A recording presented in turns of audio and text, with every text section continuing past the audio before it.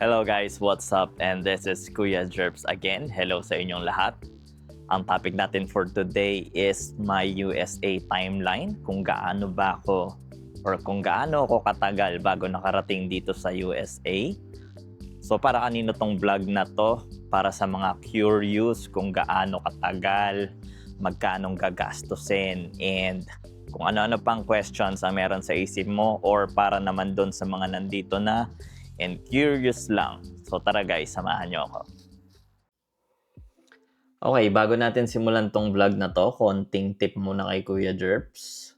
Unang-una, kung plano ka mag-file papuntang USA and meron kang group of friends, as much as possible, iwasan mo na hintayin sila kasi isa yan sa main reason kung bakit nade-delay yung application. Kasi si ganito, hindi pa ready, si ganyan, wala pang file, so hihintayin muna. So sa sobrang tagal ng processing ngayon, lalo lang made-delay yung application mo. Kaya kung kaya mo, mag-file ka na lang ng sa sarili mo kaagad. Number 2, since online lang madalas ang usapan, gumawa ka ng separate email. Kasi ang isa din sa mga problema na tatabunan yung mga email. So kung merong documentation na kailangan mong gawin agad, no? Tapos hindi mo nabasa, lalong nagiging problema, no? So ayun lang, dalawang tip pero pwedeng makatulong. Start na natin tong vlog natin. Okay, so dito unang-una, ayan na si Kuya Jerps, nakachinelas. So, syempre, start muna tayo sa nangangarap tayong mag-USA, konting research, no? And syempre, wala tayong alam sa process, basa-basa sa mga forum, sa Facebook, tanong-tanong kung kani-kanino, hanggang sa nakita natin yung agency na pwedeng tumulong sa atin sa pagpa-process natin. Kasi sobrang wala talaga akong alam nung panahon na yun. So, ito na yung agency na nakita natin na tutulong sa atin, no? Unang-una, NEAC. Sila yung nag-aasikaso sa mga papeles na requirement. And nung panahon po na yun, $125 yung application fee. So, tip lang din guys, huwag kayong manghihinayang sa paggastos sa agency. Though, alam ko naman pwede kayong mag-DIY, no? Kaso kasi pag merong agency, merong another person or another entity na magdo-double check sa mga papeles mo. Kasi guys, kapag na-delay ka or mali yung pag-file mo, sobrang tagal nilang mag-reply yung mga kausap mo dun sa Amerika. So, pwedeng sobrang maging mabilis or matagal yung delay na mangyayari. So, huwag kayong maghinayang gumastos. Hindi rin naman siya ganun kamahal. And, syempre, magastos talaga migration. Walang mura. No? Alright, eto na naman. May panibagong singil na naman, no? At the price of $289. So, ano naman tong $289 na to? So, ito yung hinihingi na ng agency natin, yung eligibility natin. Kung okay ba talaga tayo mag-migrate. No? Kung legit ba tayo. So, ito po yung 6 na ni-require sa akin na isubmit ko daw. Online lang po ito ha. And then, after a while, naka-receive naman na ako ng confirmation. So, itong fee na to, all-in na to guys, kasama na rito yung fee nung agency. Mahal talaga mag-submit ng documents. Walang mura guys. So, dapat prepared po talaga kayo maglabas ng money. Okay, ito na naman yung favorite natin. Ano na naman itong 3,700 na kailangan bayaran, ano? Bayad na naman. So, ito po yung NCLEX application fee. And then, ang alam ko, nakikipag-coordinate yung NEAC sa school para i-verify nung state, no, na pinag-a-applyan natin kung legit ba tayo na nursing and kung eligible ba tayo mag-take nung exam. And then after a while, makaka-receive po tayo ng mail na eligible na tayo. Once na-receive natin tong eligibility guys, pwede na tayong mag-book for NCLEX exam. Ang problema nga lang dito, medyo matagal po itong eligibility. parang inabot ako ng 5 or 6 months. No? Pero syempre guys, dahil hindi pa nga tayo ready mag-exam, pre-nasis pa lang natin yung papeles natin, parang pinadala lang muna natin doon.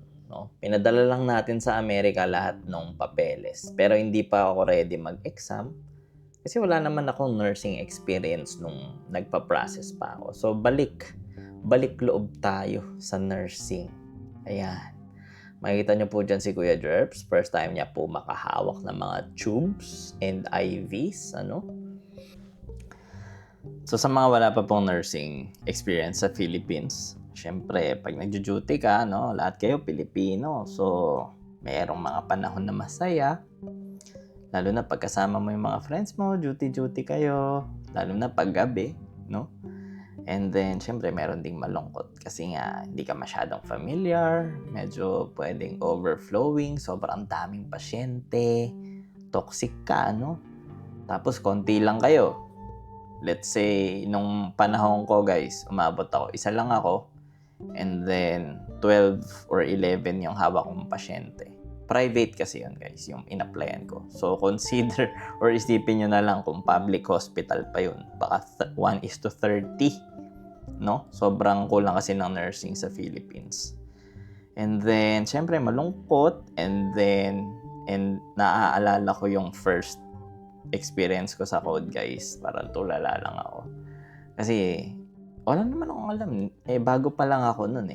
So, sobrang thankful din ako sa mga senior ko nun na kahit bago ko, hindi naman ako parang tininato na parang, ba't di mo to alam, no?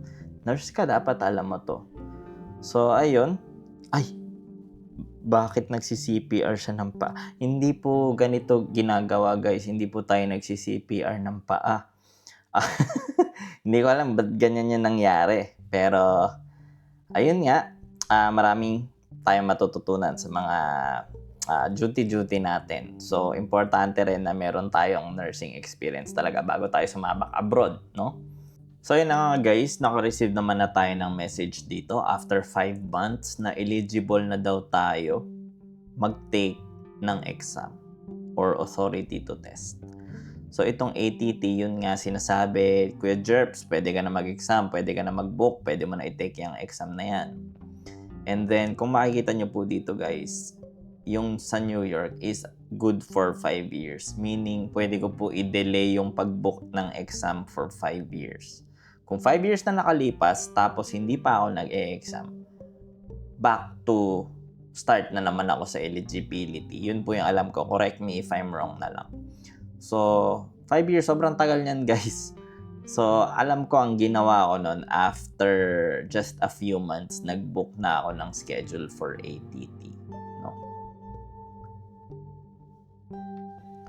Okay, so favorite na naman natin. Ano naman tong 23,262 na bayad na naman. So guys, ito yung NCLEX fee na binayaran natin. Alam ko sasabihin nyo, baka mahal. Pero alam ko kasama na kasi dito yung fee nung agency na kinuha nga natin para mag-process. Pero kasi sobrang efficient siya. Through email ko lang ginagawa lahat. And sinasabi ko lang gusto ko mag-exam sa date na to, ikuha mo ako ng ganito, ganyan. And then back and forth lang kami through email. So, ayun lang, wala akong naging problema. So, sulit naman talaga yung binayad. Pero kayo guys, kung gusto nyo mag-DIY, pwede nga rin naman. And then, syempre, medyo invested na tayo sa ating NCLEX journey. And pagod na tayo mag-duty, guys. Kasi ang pasok ko nun is 12 hours tapos 5 days. Parang meron lang rest in between. So, in 1 week talagang di ako nakaka-focus mag-duty. So, ayun, nag-file ako ng resignation and bait naman ng chief nurse ko. Wala akong masabi talaga. Okay talaga yung experience ko dun sa hospital na pinasukan ko. Nakaano rin ako, parang 2 years, something. Hindi ko masyado maalala, guys. And then, so, syempre guys, invested na tayo sa NCLEX natin. Kailangan tayo mag-focus, mag-aral. So, dito si Kuya Jerps nag-aaral. Nakalagay po sa book niya is NCLEX Views. So guys, 2 months or 3 months po ako nag-aral, and usually ang ginamit ko is UWorld, yung application na may bayad. Answer lang ako everyday, 150 questions. And then meron din akong review center. Pero nung panahon na yun kasi parang COVID time, so online lang din. So yun lang. Kasi kung masyado ka maraming ginagawa guys, and halimbawa may work ka, and china-chop-chop mo lang yung review mo and hindi ka focused, syempre, mahal yung exam, no? Malaki yung chance na pwedeng hindi mo siya makuha. So guys, ako, feeling ko nun invested ako, bahala na. I need to resign and kailangan ko makuha yung exam. And thank you, Lord. Nakapasa na po si Kuya Jerps. Ang saya-saya po niya. Nagpicture pa ako. Ito guys, yung breakfast na pinicturean ko dun sa 7-Eleven sa Makati. Pampaswerte yan. Baka ganyan din ang kunin yung breakfast. Baka makuha nyo in one take. And then next picture is nung pauwi na po ako. So, picture lang guys. Memories. So, tip during exam, very strict po sila.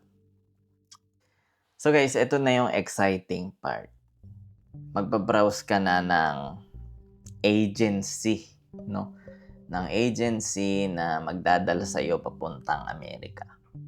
So ako po, ang napili ko is PRS Global, and direct hire po sila. Meaning, ang employer ko will be the hospital itself. So, ito lang yung exciting part kasi dapat meron ka ng state na alam mo, nagugustuhin mo kung saan ka pupunta. Kasi bawat isang agency may kanya-kanyang offer.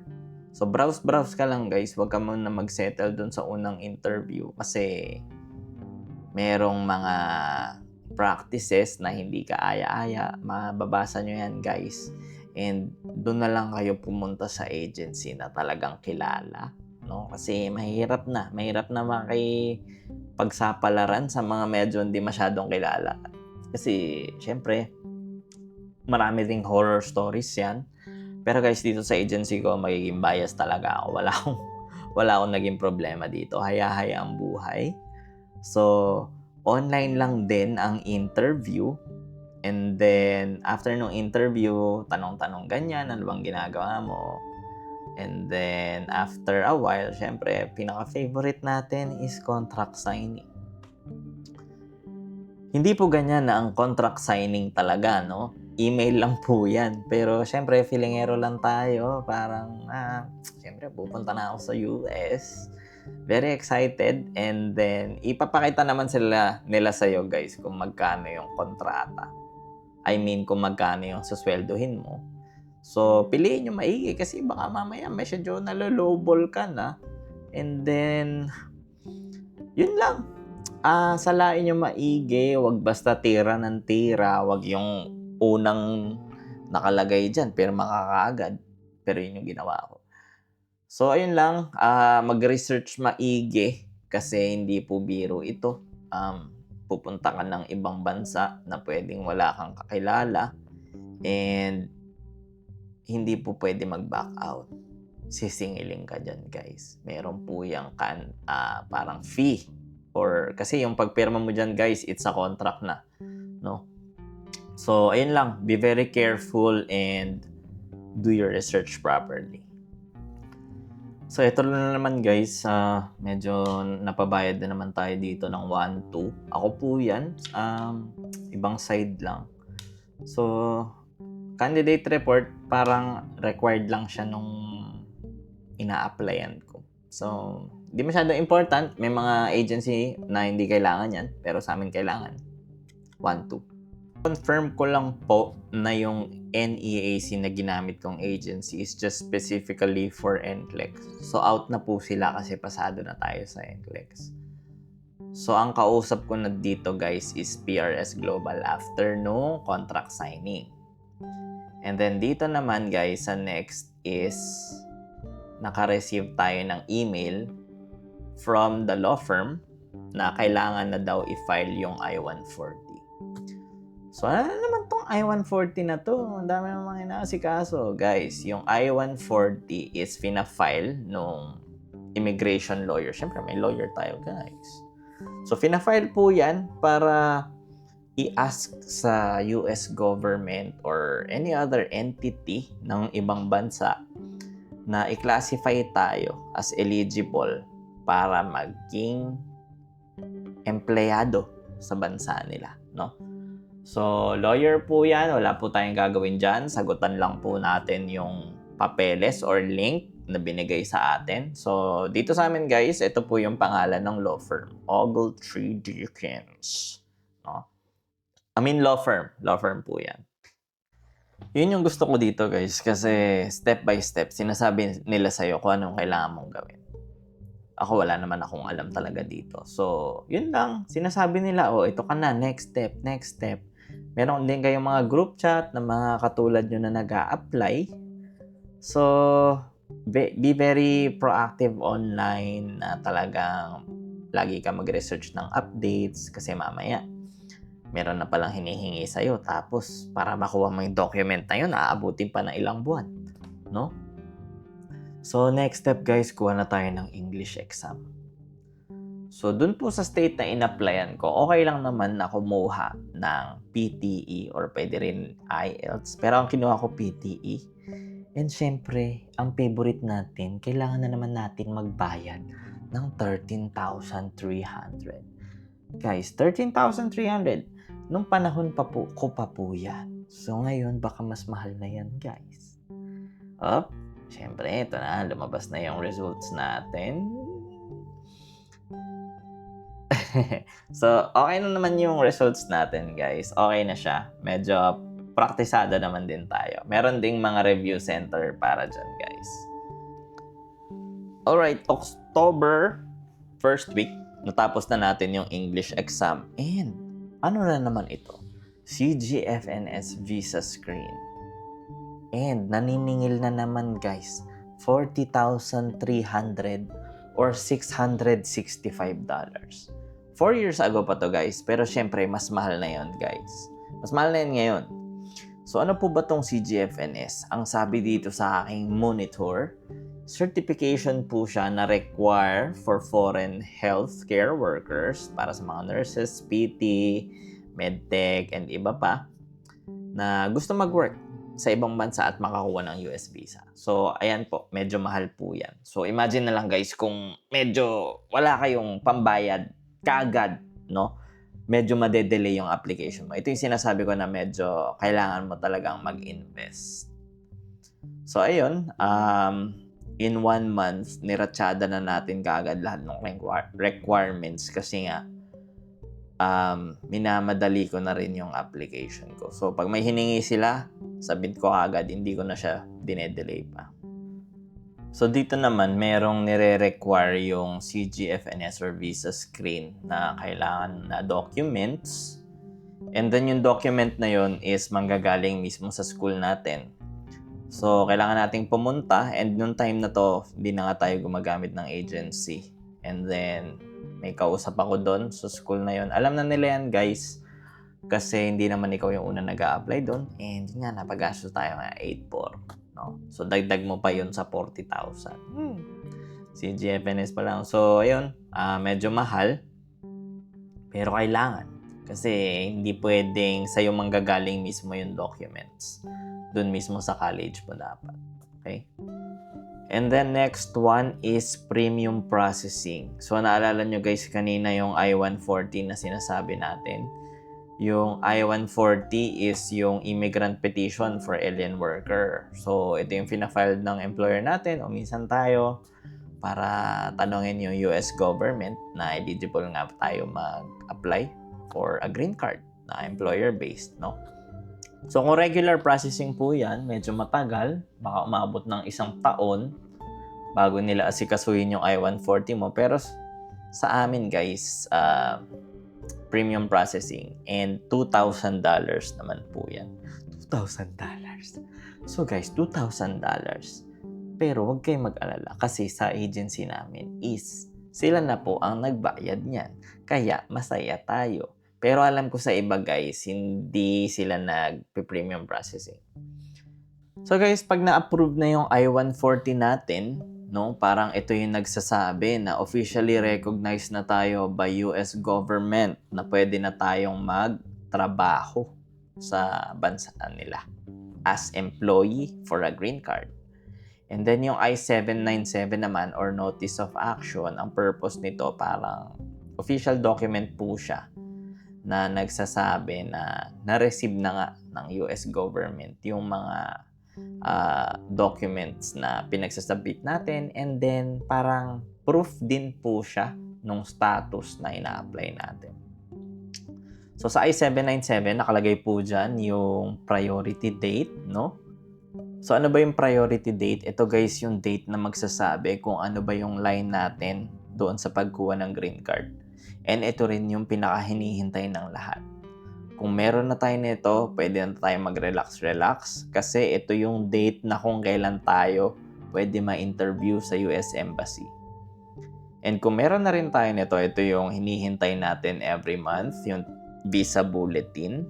So kung tumama yung priority date mo doon sa visa bulletin na nakapost sa month na yon and pasok siya, meaning pwede ka nang makakuha ng schedule sa US Embassy. So guys, antayan na naman to, no? Wala na tayong magagawa dito. And nung January, dumating na nga ang ating visa screen documentation. So ayan, yan po yung picture ni Kuya Jerps. So, importante tong document na to guys kasi hinahanap yan sa US Embassy pag i-interviewin na kayo. Kaya huwag nyo iwawala yan. Original copy yung kailangan nila. So, nung time ko, alam ko meron kaming hard copy. Pero, naririnig ko ngayon parang email na lang to or soft copy na lang yung pinoprovide nila. And sa buwan na rin ng January is naka-receive na tayo ng email na pwede na tayo magbayad nung fee bill. So, ang presyo po nito is, nung panahon na yon is $345. Pero, sinagot na po yan ng aming agency. So, hindi na tayo nagbayad dyan guys. So, ano ba tong NVC fee bill na tinatawag? So, ito yung sinisingil na naman ng US government, no, para ipagpatuloy yung immigration process natin. Pag medyo nandito na tayo sa stage na to, medyo lumalapit-lapit na tayo guys. So, okay po yung sa akin kasi sinagot na nila. So, ang purpose, isa rin sa purpose nito guys is para sa pag-process ng visa application natin or yung Form DS-260. At bago tayo pumunta sa Form DS-260, makikita nyo si Kuya Jerps dahil ang tagal na niyang natenga sa bahay. Borlogs, pakain-kain, ay nag-apply siya ng isang work from home job. So guys, nung panahon po na to, nagtrabaho po ako sa isang insurance company. And na-appreciate ko din guys yung oras ko dito kasi nagkaroon ako ng maraming time para sa sarili ko. And at the same time, okay yung compensation or yung sweldo noong time na yon. Alam ko mas mataas sa iba, pero okay na sa akin yung in-applyan ko. So, may times na pa-basketball lang tayo guys. Yung mga trip natin sa Romantic Baboy, napapa-gym tayo. And medyo matagal din ako dito guys. 1 year mahigit or almost 2 years, no? So, syempre guys, tuloy-tuloy lang ang gastos, bawal tambay sa bahay, and medyo matagal tayo natenga. So, after a while, ito na nga po, na-submit na yung ating DS-260. Ano na naman itong DS-260? Panibagong bayad na naman ito. Hindi ko maalala guys kung may bayad pa to, pero yung DS-260 is form na kailangan ng US government for your family background. So, maraming tanong dyan, maraming everything. Lahat ng applicants kailangan kasama dyan. So, kung meron kang jowa, no, nasa Philippines, na gusto mong dalhin sa Amerika kasama mo, pakasalan mo na at ilista mo na dito sa DS-260. Kung meron kang mga dependents, kailangan nasa DS-260 rin sila. And after a while, guys, pag approve na ang matatawag na sa'yo ay DQ or Documentary Qualified. Kuya Jerps, ano na naman itong DQ na ito? No? So guys, kapag documentary qualified ka na, ibig sabihin nito, na-receive na ng US lahat ng documentation na kailangan nilang i-receive and approve na ang lahat ng kailangan nilang i-approve. So ang naghihintay na lang sa'yo is US Embassy interview. So yun na yun guys, parang medyo malapit ka na talaga sa dulo. So once na sinabi, saang part ka na ng US application mo, DQ na ako. O ibig sabihin nun guys, interview na lang yung kasunod nun. And syempre, napakasaya na ni Kuya Jerps at nagbayad na siya ng license endorsement, no? Ibig sabihin, kasi nga New York yung license natin and pupunta tayo sa ibang state. So, kailangan yung license natin na New York, ililipat doon sa state na nandun yung employer natin. No?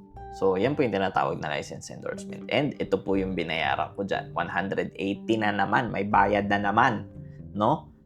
Tapos, after a while, sobrang saya ko na niyan, guys. Kasi within reach na talaga. Ngunit, subalit, datapwa. May nangyari, guys. May nangyari. Ano nga ba itong nangyari na ito? At eto na nga guys, ang pinakakinamumuhian ng lahat. Retrogression. Ano na naman itong retrogression? Guys, ang retro na tinatawag is a supernatural event. Guys, hindi, joke lang. Ano ibig sabihin ng retro? Guys, ito yung pagwala ng mailabas na green card yung US. No? So, imbis na mag-advance yung visa bulletin, umatras po siya. So, ang priority date mo is, example is October. Imbis na mag-advance ng November, December, guys, naging June, May, paatras. So, imbis na ma-interview ka, lalong na-delay yung application mo. So, yung iba guys na-experience talaga yan. Siyempre, merong naiiyak ka kasi nga akala mo lilipad ka na sa USA, hawak-hawak mo na yung pet mo. Pero syempre, hindi naman ako naiyak guys. And pag ganyan nangyari guys, wala na tayong magagawa. Maghihintay ka na lang talaga, no? Titingin ka na lang sa kalendaryo, iiyak ka sa gabi. And then after a while, dahil tambay ka nga sa romantic baboy, ayan na ang itsura mo. Hindi ka na makakain ng maayos, no? Hindi mo na alam kung saan mo isusubo. Pero syempre guys, nangyayari talaga yan. Kaya maging ready po kayo, no? So ako guys, 1 taon din akong na-delay dahil nga sa retro. Pero syempre after nun, gumagalaw naman yung visa bulletin hanggang sa mag-current na nga tayo, no? So nung nag-current na tayo, syempre happy. It's a celebration. Makikita nyo yan sa mga groups nyo, nag-iingay na yung mga tao. And then after a while, no, makakakuha na rin tayo ng NVC message or yung NVC schedule na email. So, ito yung email na nagsasabi kung kailan yung appointment or interview date natin. So, sa case ko guys, sila na yung nag-decide kung kailan ako i-interviewin. Pero alam ko pwedeng ikaw yan. Depende kasi sa situation mo. So guys, pag meron ka ng interview date, syempre, feel mo na yan. Talagang konting steps na lang is lilipad ka na papuntang USA. So ayun na si Kuya Jerps. Napaka-tayog na ng kanyang mga pangarap. Nakatingin na siya sa salamin at ang background niya is Statue of Liberty. So, guess nyo rin yan guys pag na-experience nyo kasi very thrilling and exciting. And then, ang next step po niyan is syempre is magpapamedical na po tayo. So, medical na naman, ano na naman ang ine-expect natin dito sa medical? Parang general exam lang to guys, pero syempre may bayad na naman. Magkano na naman ang bayad? Wala na kaming pera. Nung panahon ko guys, 18,000. Pero sinerch ko ngayon sa panahon nyo, 28,000 na. Isang tao lang po yan guys ha. So kung pamilya kayo, tigi-isa kayo, ganyan ang bayaran nyo. So, tip lang doon sa pagpapamedikalan nyo guys. Nung panahon ko, sobrang dami ng tao. So hindi na ako nagdala ng sasakyan. So, ayun lang. Though, kasi merong nangyayari na na pinapabalik yung sputum exam. Yun yung pag may na-detect sa lungs mo. Pag ganun guys, medyo another problem na naman yun. So, i-search nyo na lang. And hopefully, hindi nga kayo ma-require ng sputum exam. So, for me, fortunately, thank God, walang naging problema. And ayan na nga, ine-examine na si Kuya Jerbs. Well, hindi naman ganyan guys yung nangyari, no? And, well, imagine niyo na lang. Pero hindi ganyan. Hindi talaga parang hospital-based. Kasi parang nasa room lang kayo, no? And then, syempre, kukuha ka na rin ng vaccine. Yung mga required vaccine na kailangan mo, sasabihin nila sa'yo yun. And provided na yun, kasama na yun dun sa binayaran nyo na 18,000 o 28,000. So, mag-i-email sila sa'yo, guys, or i-clear ka nila. And then, hindi ko maalala kung may document pa ako na na-receive. Pero ang alam ko is electronic na nila pinapadala yung result doon sa US Embassy. So, pagdating mo sa US Embassy, alam na nila yung medical result mo. So, hopefully, wala maging problema. And, ayan na nga si Kuya Jerbs, ini-interview na ng consul. Pero guys, walang problema dyan. Kasi, basta kompleto yung documentation mo. Parang, 3 lang yata yung tinanong sa akin. Kung alam ko ba yung papasukan ko, magkano yung sweldo. And, ayun lang, basic. Parang wala na, hindi ko alam kung may nade-deny pa dito. Kasi, adayon mo ng pinagdaanan eh. Tsaka, binigyan ka na ng approval ng US na goods ka nga. So, sure ball, 99.9% guys, kung walang problema, ay makukuha mo na talaga yung visa mo. Eto na guys, ang pinakahihintay natin, nakuha na natin ang visa. Pwede na tayong pumunta sa US, no? Makikita na natin si Donald Trump. Pero guys, eto na nga. Once na makuha mo na yung visa, so make sure mo lang na walang problema. And kasi ang next step niyan is kukontakin ka na ng agency mo, which is sa akin, PRS Global. And itatanong nila kung kailan mo gustong lumipad, no?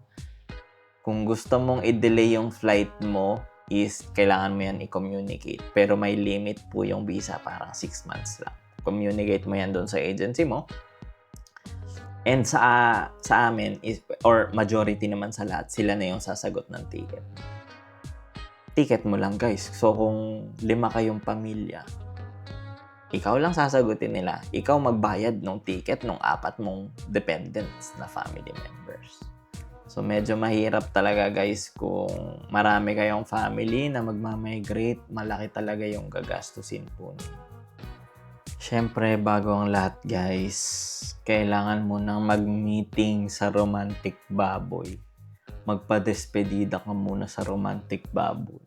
So, lahat guys ng friends mo, siyempre, nasabihan mo na, no? Siyempre, pwedeng matagal kayo hindi magkita, so magpaalam ka na.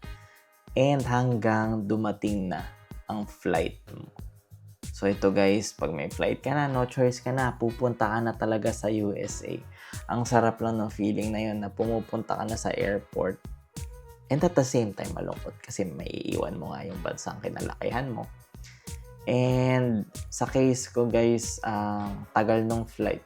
Naabot ng 20 plus hours, no?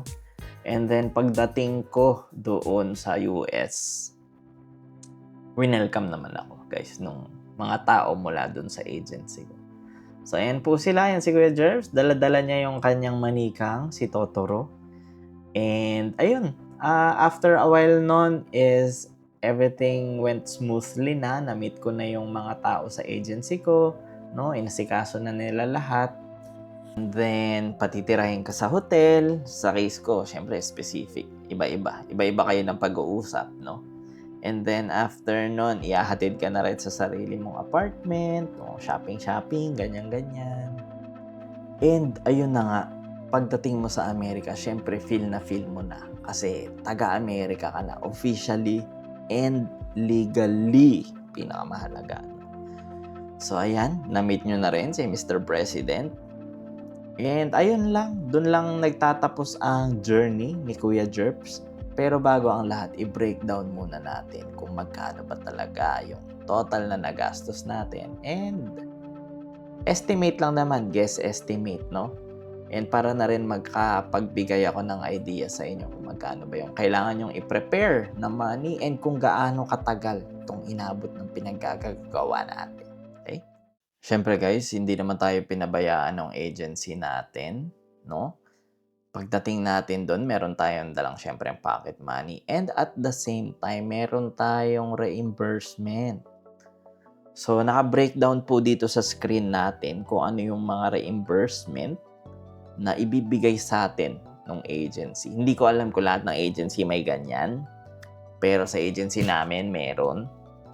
So, ayan po. Naka-receive po ako ng $2,525. No, inopen po nila, hindi po yan cash. Inopen po nila yan sa bank account. And yun, pwede mong gamitin pang shopping, pambili-bili ng kung ano-ano kasi nga, wala kang dalang kahit ano, wala. Lalagyan yung apartment mo, kailangan pang bayaran, mahal-mahal. And ayun lang. So, breakdown natin kung magkano ba talaga yung ginastos natin since 2020. So guys, breakdown natin, no? 2021, ito po yung nagastos natin. And then 2022, 2023, 24. So hanggang sa pagdating natin sa Amerika. So guys, total is $1,479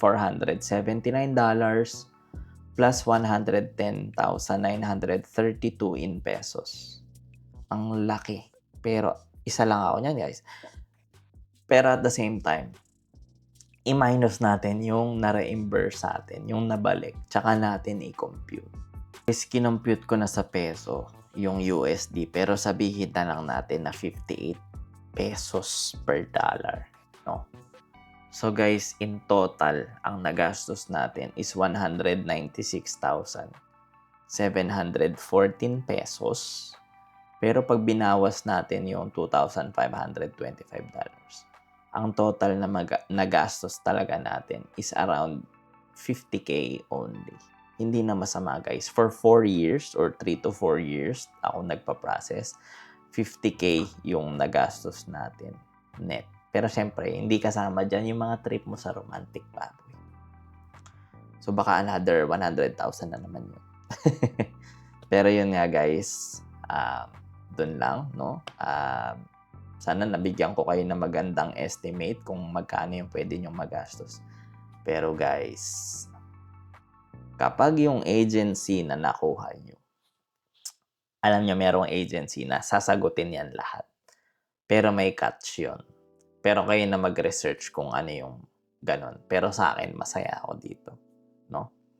So, ayun lang guys. Kung gusto nyo pa ng mga videos na tulad nito and hopefully natulungan kayo, just like and subscribe lang po kay Kuya Jerps, Jerps RN, and see you on my next video.